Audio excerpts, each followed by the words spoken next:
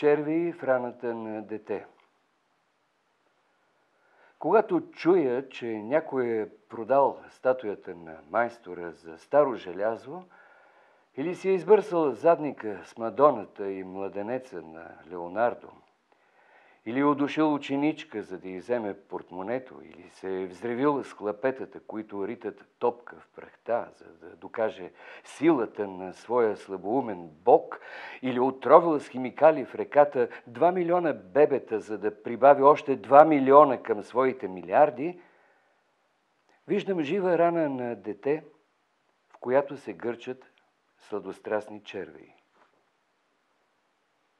Но не сме ли всички ние червеи, които изяждат с сладострастни гърчове тази планета?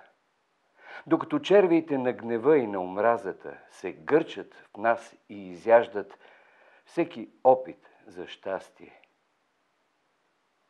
Ако не вярваме, че любовта на Мадоната е лъч, пронизал мрака, ако не вярваме, че младенецът спира армиите на смъртта с усмивка, ако не вярваме, че младенецът е безсмъртен, значи червеят вече е победил.